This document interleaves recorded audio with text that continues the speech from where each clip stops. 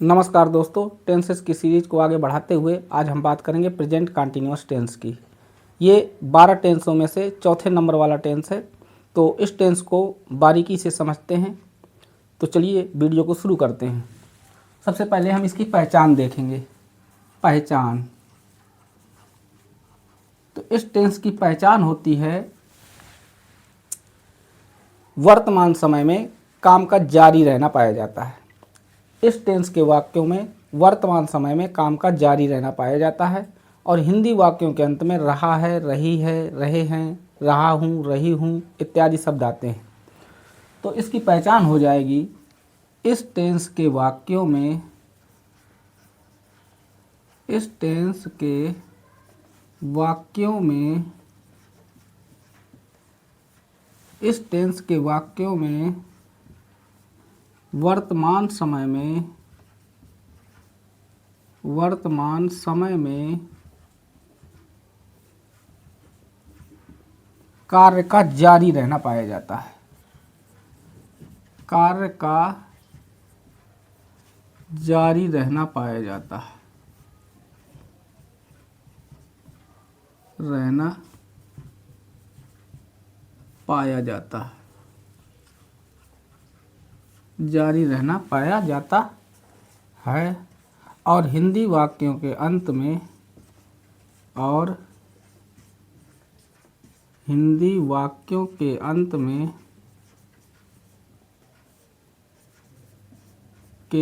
में रहा है, रहा है, कॉमा रही है, रही है, कॉमा रहे हैं, कॉमा रहा हूँ, कॉमा रही हूँ, रही हूँ इत्यादि शब्द आते हैं।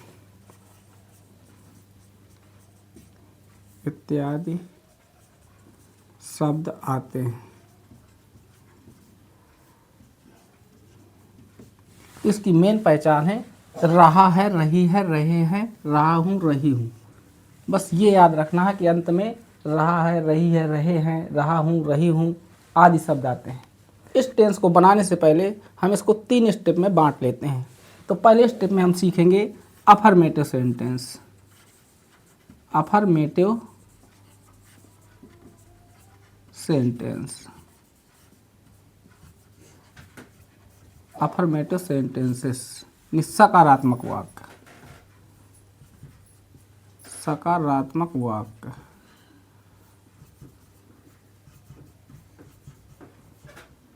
सकारात्मक वाक्य टॉपिक चाहे जितना बड़ा हो चाहे जितना कठिन हो, अगर स्टेप बाय स्टेप उसको सीखा जाए तो बिल्कुल सरल हो जाता है और लंबे समय तक याद भी रहता है। तो इसके लिए रूल नंबर पहला हो जाएगा, रूल नंबर पहला, ही, कॉमा सी, कॉमा इट और सिंगुलर सब्जेक्ट के साथ, ही, सी, इट और सिंगुलर सब्जेक्ट्स के साथ, सब्जेक्ट्स के साथ इज आता है, इज आता है। ये हो गया रूल नंबर पहला। रूल नंबर दूसरा हो जाएगा, रूल नंबर दूसरा, आई के साथ एम आता है, आई के साथ एम आता है। रूल नंबर तीसरा हो जाएगा, रूल नंबर तीसरा, वी, कामा यू, कामा दे और प्लूरल सब्जेक्ट के साथ, और प्लूरल सब्जेक्ट के साथ, प्लूरल सब्जेक्ट्स के साथ आर आता है, आर आता है। और इसमें एक रूल और हो जाएगा, रूल नंबर चौथा, वर्ब की आईएनजी फॉर्म, वर्ब की आईएनजी फॉर्म आती है।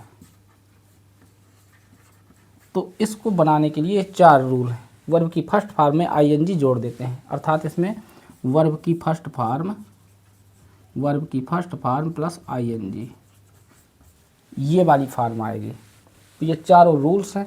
अब इन्हीं चारों रूल्स के आधार पर इसके लिए जो ऑर्डर बनेगा वो ऑर्डर हो जाएगा, सबसे पहले आएगा सब्जेक्ट, सब्जेक्ट मीन्स होता है कर्ता, plus is am are, subject के अनुसार ही आएगा, is am are, plus ING form of verb, ING form of verb, ING form of verb, plus object, object means कर्म, plus other word, other word. तो इसको बनाने के लिए ये इसका ऑर्डर हो गया। इसी ऑर्डर पर ये पूरा सेंटेंस निर्धारित है, निश्चित है। इसी ऑर्डर पर ये पूरा सेंटेंस बनेगा। अब एग्जाम्पल समझते हैं। एग्जाम्पल जैसे कह दिया जाए, वह एक अच्छा गीत गा रहा है, वह एक अच्छा गीत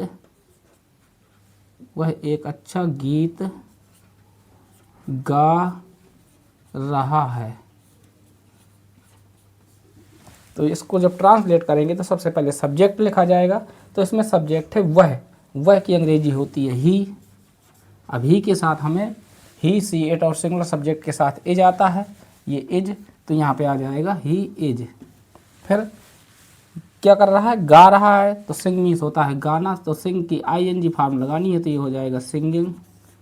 क्या गा रहा है, एक गीत, तो आ सॉन्ग। वह एक अच्छा गीत गा रहा, सिंगिंग आ अच्छा, गुड सॉन्ग, गुड सॉन्ग। वह एक अच्छा गीत गा रहा है। दूसरा एग्जाम्पल हो जाएगा, ये पहला एग्जाम्पल हो गया। दूसरा एग्जाम्पल हो जाएगा, वे क्रिकेट खेल रहे हैं, वे क्रिकेट खेल रहे हैं। तो वे की अंग्रेजी होती है दे, तो यहाँ पे आ जाएगा सबसे पहले सब्जेक्ट यानी दे। अब दे के साथ लगाते हैं हम वी, यू, दे, और प्लूरल सब्जेक्ट के साथ आर आता है, तो दे आर आ जाएगा। खेलना होती है प्ले, तो प्ले की आईएनजी फॉर्म अर्थात प्ले लिख करके उसी में आईएनजी जोड़ दिया जाएगा, तो प्लेइंग हो जाएगा। तो दे आर प्लेइंग, क्या खेल रहे हैं, क्रिकेट, तो क्रिकेट की अंग्रेजी लिख देंगे CRICKET, they are playing cricket. तो इस तरीके से ये दूसरा एग्जाम्पल हो गया। अब एग्जाम्पल नंबर तीसरे की बात करते हैं। मैं तुम्हें अंग्रेजी पढ़ा रहा हूँ।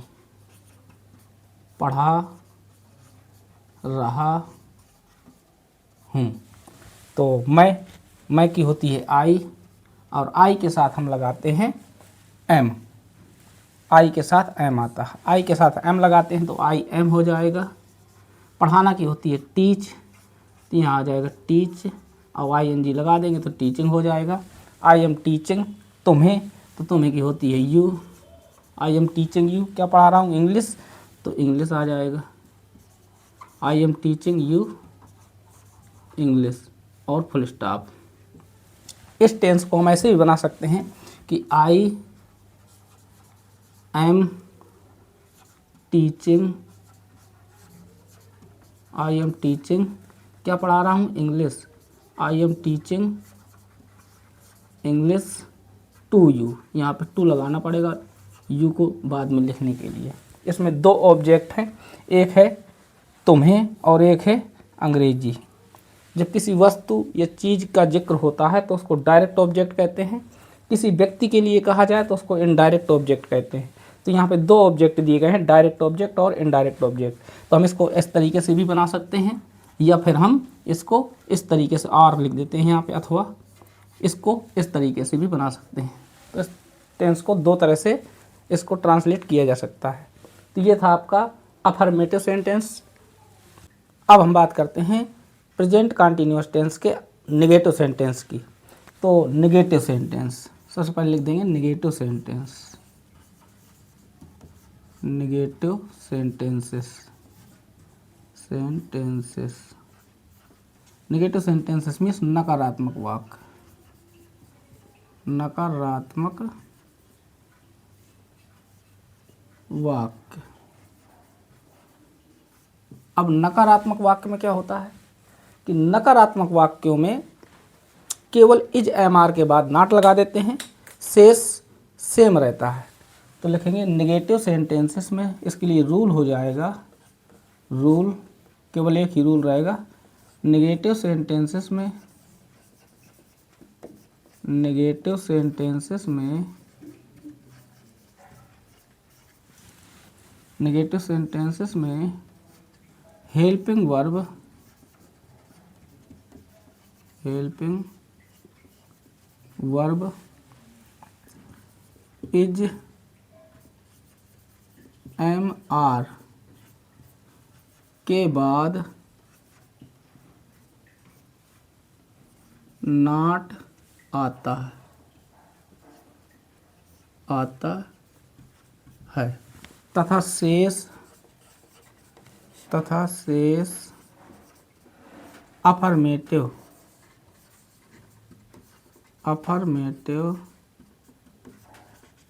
सेंटेंस की भांति रहता है, की भांति रहता है। मतलब कोई भी टेंस हो हमेशा हेल्पिंग वर्ब के बाद ही नॉट आता है। नेगेटिव सेंटेंसेस में कोई भी सेंटेंस हो हमेशा हेल्पिंग वर्ब, जो भी उसमें हेल्पिंग वर्ब यूज की जाती है उसी के बाद नॉट आता है। तो इसके लिए जो ऑर्डर है वो ऑर्डर हो जाएगा, पूरा सेम रहेगा, बस नॉट भर लगाना है। तो ये आ जाएगा subject plus is am are plus, बस इसी के बाद नॉट लग जाएगा, बाकी सेम रहेगा ING form of verb plus object plus other word. तो इस तरीके से ये इसका ऑर्डर है। इस टेंस को नेगेटिव पार्ट को बनाने के लिए जो ऑर्डर है मेन ऑर्डर ही होता है। यदि ऑर्डर याद है तो आप सेंटेंस को तुरंत ट्रांसलेट कर सकते हैं। कोई भी टेंस हो, किसी भी टेंस का अगर ऑर्डर आपको याद रहेगा तो आप आराम से ट्रांसलेशन कर सकते हैं। टेंस को बनाने के लिए उसकी हेल्पिंग वर्ब और मेन वर्ब, बस दो चीज़ों को याद रखना है, बाकी सब रूल्स लगभग वही होते हैं। तो चलिए कुछ एग्जाम्पल इसके समझते हैं। एग्जाम्पल जैसे कह दिया जाए मैं एक किताब नहीं खरीद रहा हूँ, मैं एक किताब नहीं खरीद रहा हूँ। अब इसको ट्रांसलेशन करेंगे तो मैं की होती है आई, अब आई के साथ लगता है एम, तो आई एम के बाद नॉट लगाना है, तो आई एम नॉट। खरीद रहा हूँ तो बाई मीन्स होता है खरीदना, तो बाइंग हो जाएगा। आई एम नॉट बाइंग क्या एक किताब, तो आ बुक। मैं एक किताब नहीं खरीद रहा हूँ तो I am not buying a book. वे हमारे साथ स्कूल नहीं जा रहे हैं।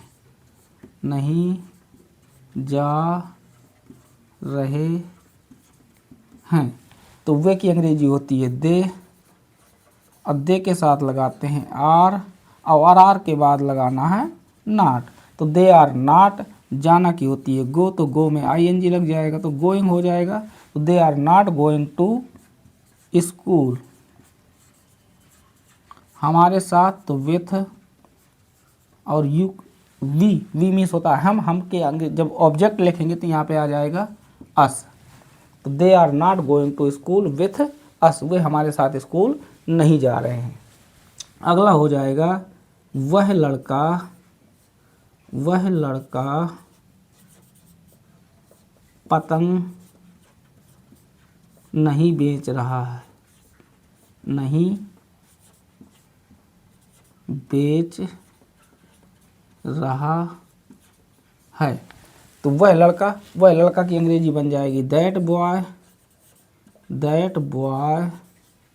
Is not. अब बेचना की होती है sell, that boy is not sell, तो सेलिंग हो जाएगा। That boy is not selling क्या, पतंग, selling the kite, full stop. वह लड़का पतंग नहीं बेच रहा है। एक नाम लिख लेते हैं, नाम कोई भी नाम आ जाए, जैसे मोहन, आगरा, ताजमहल देखने, मोहन आगरा ताजमहल देखने नहीं जा रहा है, नहीं जा रहा है। इसको ऐसे भी लिख सकते हैं, मोहन ताजमहल देखने आगरा नहीं जा रहा है, तो मोहन आगरा ताजमहल देखने नहीं जा रहा है। तो जब इसको बनाएंगे यानी ट्रांसलेशन करेंगे तो ये हो जाएगा मोहन इज नॉट। अब यहाँ पे देखना और जाना, तो रहा किसके साथ लगा हुआ, जाना के, तो मोहन इज नॉट, गो में आईएनजी लग जाएगी। मोहन इज नॉट गोइंग कहाँ पे, आगरा, गोइंग टू आगरा, क्या करने, ताजमहल देखने, to see the Taj Mahal. Taj Mahal एक प्रॉपर नाउन है, तो इसको हमेशा कैपिटल लेटर में ही लिखेंगे। सेंटेंस के चाहे बीच में आए चाहे जहाँ पे आए, जो प्रॉपर नाउन होते हैं उनको कैपिटल लेटर में ही लिखा जाता है। तो ये था आपका नेगेटिव वाला पार्ट। प्रेजेंट कंटिन्यूअस टेंस को आगे बढ़ाते हुए अब हम बात करते हैं इंट्रोगेटिव सेंटेंसेस की। तो interrogative sentence INTERROGATIV, interrogative sentences यानी प्रश्नवाचक वाक्य, प्रश्नवाचक वाक्य, प्रश्नवाचक वाक्य। अब प्रश्नवाचक वाक्य के लिए जो रूल हैं, 5 रूल आपको याद रखने हैं। उन 5 रूल में से पहला रूल है, रूल नंबर पहला, जब वाक्य क्या शब्द से शुरू हो, जब हिंदी वाक्य क्या शब्द से शुरू हो तो सबसे पहले उस टेंस में यूज होने वाली हेल्पिंग वर्ब आती है, उसके बाद सब्जेक्ट आता है और सब्जेक्ट के बाद वर्ब की जो फॉर्म होती है वो आ जाती है और इसके बाद फिर ऑब्जेक्ट आता है और फिर अदर वर्ड आ जाते हैं और लास्ट में क्वेश्चन मार्क जरूर आता है। तो ये सब लिखने की ज़रूरत नहीं है, केवल हम इसके लिए केवल आर्डर लिख लेंगे। तो इसके लिए आर्डर हो जाएगा अर्थात स्ट्रक्चर हो जाएगा, सबसे पहले आ जाएगा is am are plus subject आ जाएगा, plus is am are plus subject plus verb की फर्स्ट फॉर्म प्लस आईएनजी या आईएनजी फॉर्म आप वर्ब भी लिख सकते थे, वर्ब की फर्स्ट फॉर्म प्लस आईएनजी, ये इसको याद रखना है। आईएनजी फॉर्म ऑफ वर्ब भी है, इसमें लिख देते हैं ऊपर, कन्फ्यूजन ना होता कि आईएनजी फॉर्म ऑफ वर्ब यानी वर्ब की आईएनजी फॉर्म। फिर इसके बाद क्या आता है, object plus other word plus question mark. तो ये इसके लिए, तो ये क्या से शुरू होने वाले वाक्यों को बनाने के लिए आर्डर है। अब इसी आर्डर पर सेंटेंस बनाएंगे। तो एग्जाम्पल, पहला एग्जाम्पल हो जाएगा, क्या तुम झूठ बोल रहे हो, क्या तुम झूठ बोल रहे हो, क्वेश्चन मार्क हिंदी में भी लगाएंगे और इंग्लिश में भी लगाएंगे। तो ये हो जाएगा are you telling a lie और question mark. Are you telling a lie, क्या तुम झूठ बोल रहे हो। अगला, क्या मैं तुम्हें अंग्रेजी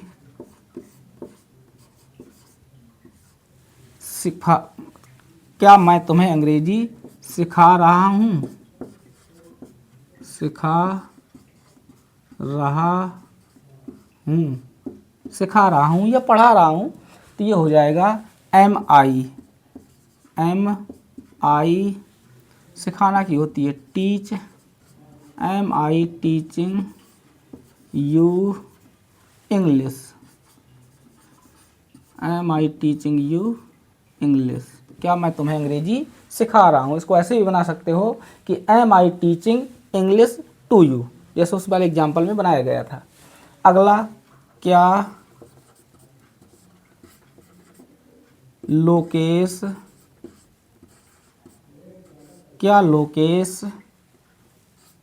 कक्षा 9 में पढ़ रहा है, क्या लोकेश कक्षा 9 में पढ़ रहा है, यहाँ पे क्वेश्चन मार्क लगाना है। क्या लोकेश कक्षा 9 में पढ़ रहा है, तो ये हो जाएगा इज, क्योंकि लोकेश के साथ इज लगेगा। अब लोकेश प्रॉपर नाउन है तो उसका नाम कैपिटल लेटर में लिखा जाएगा। बहुत सारे बच्चे यहाँ पे गलती करते हैं, तो इज लोकेश, फिर क्या कर रहा है, पढ़ रहा है, तो पढ़ना की रीड लिख सकते हो या स्टडी लिख सकते हो, तो रीडिंग हो जाएगा। इज लोकेश रीडिंग, कौन सी कक्षा में, 9वीं कक्षा में, तो इन क्लास 9 या 9th question mark, is Lokesh reading in class 9। तो ये रूल नंबर पहला था जो क्या शब्द से शुरू होता है। अब रूल नंबर दूसरे में क्या होता है, यदि इंट्रोगेटिव सेंटेंस के बीच में कोई क्वेश्चन वर्ड आ जाए, क्वेश्चन वर्ड तमाम होते हैं, कोई भी क्वेश्चन वर्ड यदि वाक्य के बीच में आ जाए तो सबसे पहले उसी शब्द की अंग्रेजी बनाते हैं, उसके बाद हेल्पिंग वर्ब आती है, और हेल्पिंग वर्ब के बाद सब्जेक्ट आता है, और फिर उस वर्ब की फार्म आ जाती है, जौन सी फार्म लगती है, फर्स्ट सेकंड थर्ड या आईएनजी फार्म। इसके बाद ऑब्जेक्ट आता है, फिर अदर वर्ड आ जाते हैं, और लास्ट में क्वेश्चन मार्क जरूर आता है। तो इसके लिए भी आर्डर ही लिख देंगे केवल, इसमें आर्डर आ जाएगा question word,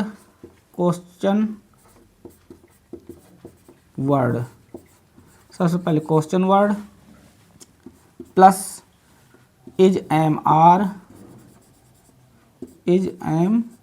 are plus subject plus ING form of verb, ING form of verb plus object plus other word plus question mark. तो ये दूसरा रूल है हमारा, बीच में क्वेश्चन वर्ड आने वाला, उसके लिए ये स्ट्रक्चर हो गया, अर्थात आर्डर हो गया। तो इसके लिए एग्जाम्पल समझते हैं।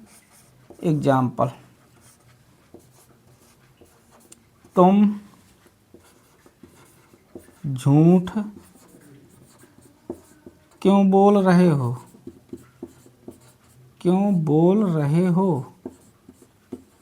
और पहला वाला सेंटेंस था कि क्या तुम झूठ बोल रहे हो, इसमें तुम झूठ क्यों बोल रहे हो, तो बीच में क्वेश्चन वर्ड आ गया। तो पहले हम क्वेश्चन वर्ड की ही अंग्रेजी बनाएंगे, तो वाई मीन्स होता है क्यों, यानी क्यों शब्द की अंग्रेजी वाई हो गई।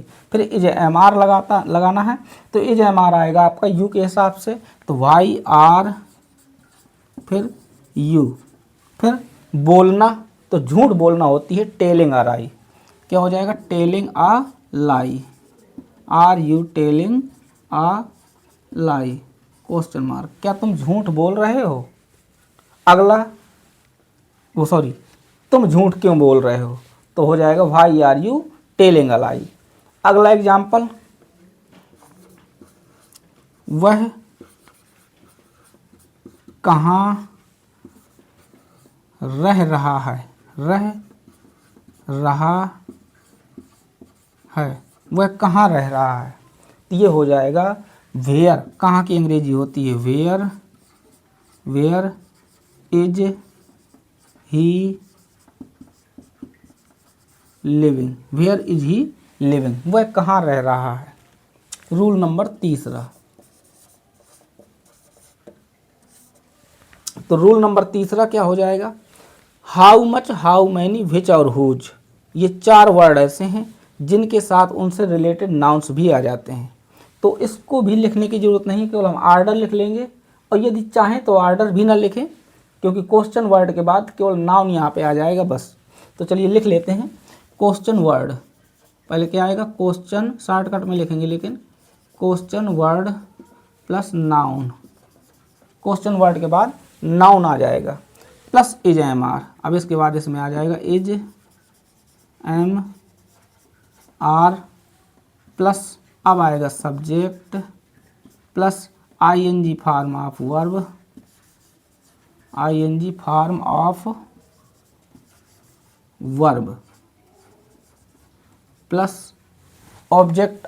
इसमें लिखने की जरूरत नहीं, क्योंकि जो नाउन होता है, रिलेटेड नाउन होते हैं, वही उसका ऑब्जेक्ट होते हैं। तो ये हो जाएगा I N G form of verb plus other word plus question mark. Example जैसे कह दिया जाए,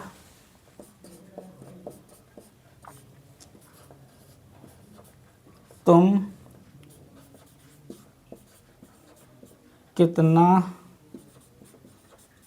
पानी पी रहे हो, तुम कितना पानी पी रहे हो। तो ये हो जाएगा कितना पानी, कितना पानी एक साथ आएगा, कितना और पानी, तो ये हो जाएगा हाउ मच, क्योंकि पानी को हम गिन नहीं सकते हैं, पानी परिमाण बताता है, इसलिए इसके साथ हाउ मच आएगा। तो हाउ मच वाटर, उससे रिलेटेड नाउन भी साथ में आ जाएगा, हाउ मच वाटर। फिर are you drinking, how much water are you drinking, तुम कितना पानी पी रहे हो, क्वेश्चन मार्क लगा देंगे। तो इस तरीके से ये रूल नंबर तीसरे का पहला एग्जाम्पल था। अब दूसरा एग्जाम्पल समझ लेते हैं। वे कौन सा खेल खेल रहे हैं, खेल खेल रहे हैं, वे कौन सा खेल खेल रहे हैं। तो कौन सा खेल, ये रिलेटेड नाउन आ गया खेल, तो ये आ जाएगा कौन सा की अंग्रेजी होती है which game, which game are they playing,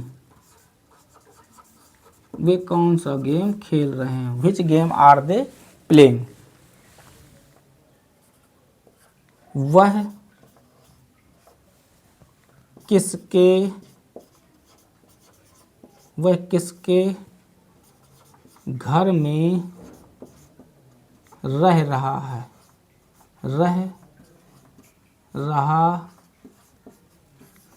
वह किसके घर में रह रहा है। तो वह की अंग्रेजी होती है ही, लेकिन हम पहले रखेंगे किसके घर। तो किसके घर की अंग्रेजी हो जाएगी, में भी लिखा हुआ है तो पहले इन लिख देंगे इसमें, in whose house, in whose house, whose means होता है किसका, किसकी, किसके। तो in whose house is he रह रहा है, तो लिव में आई एन जी लगा देंगे तो लिविंग हो जाएगा। In whose house is he living, वह किसके घर में रह रहा है। तो ये रूल नंबर तीसरा हो गया। अभी तक हमने रूल नंबर पहला जो क्या से शुरू होने वाले वाक्य थे उनको सीखा, रूल नंबर दूसरे में यदि वाक्य के बीच में कोई क्वेश्चन वर्ड आ जाए तो उसको सीखा, और रूल नंबर तीसरे में हाउ मच, हाउ मैनी, विच और हुज के साथ उनसे रिलेटेड नाउन्स भी आते हैं, ये सीखा।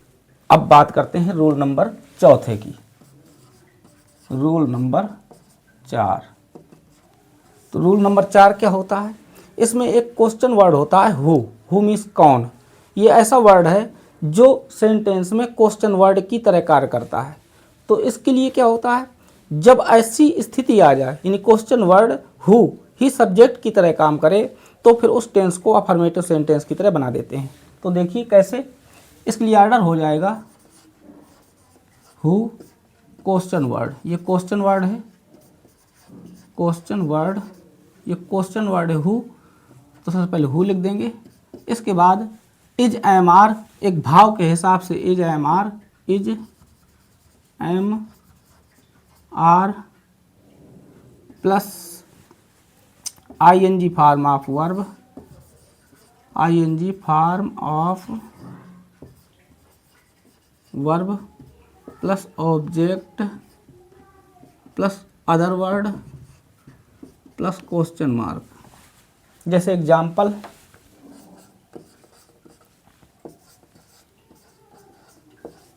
तुम्हें संस्कृत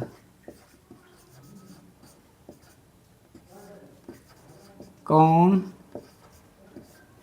पढ़ा रहा है, पढ़ा रहा है।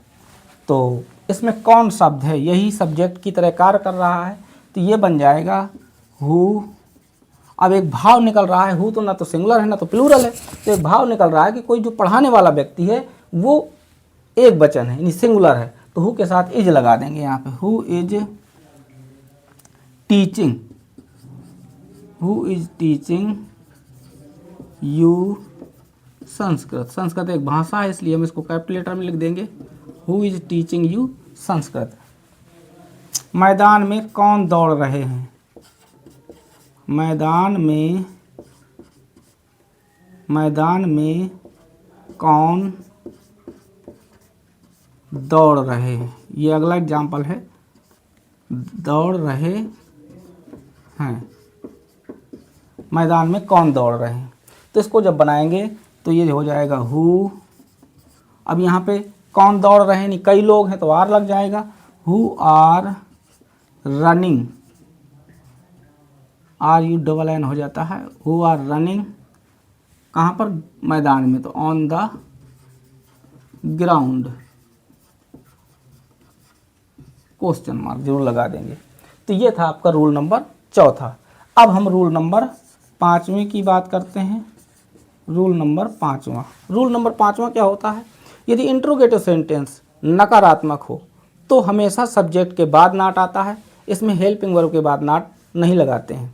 तो उसके लिए आर्डर भी लिखना ही लिखना है, क्योंकि जो क्या से शुरू होने वाला वाक्य है एक वो वाले नियम होंगे और दूसरा होगा जो बीच में क्वेश्चन वर्ड आते हैं, दूसरा उसके आधार पर एग्जाम्पल्स होंगे।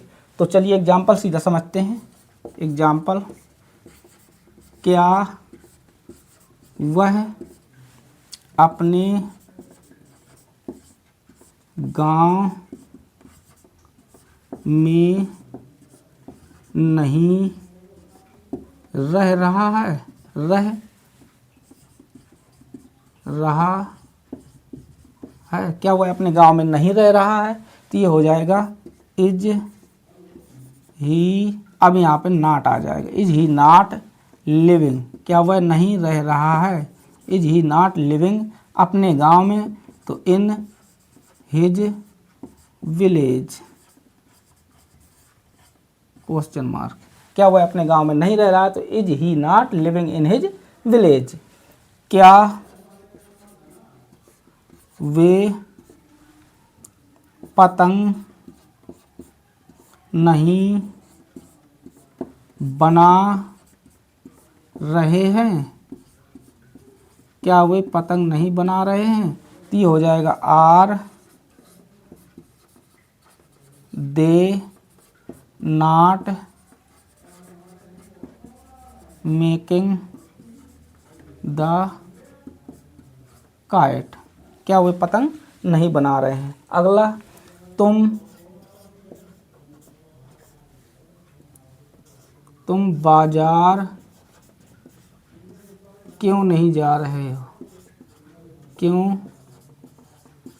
नहीं जा रहे हो, तो ये वाला हो गया बीच में क्वेश्चन वर्ड वाला। तो पहले क्वेश्चन वर्ड यानी वाई लिखेंगे, वाई आर, फिर तुम की अंग्रेजी होती है यू, तो वाई आर यू नहीं कि not, why are you not going to market, why are you not going to market, question mark. अगला, वह झूठ क्यों नहीं बोल रहा है, क्यों नहीं बोल रहा है, तो ये हो जाएगा क्यों, why is he not, why is he not telling, why is he not telling a lie, वह झूठ क्यों नहीं बोल रहा है। तो इस तरीके से ये इंट्रोगेटिव सेंटेंस के 5 रूल्स हो गए।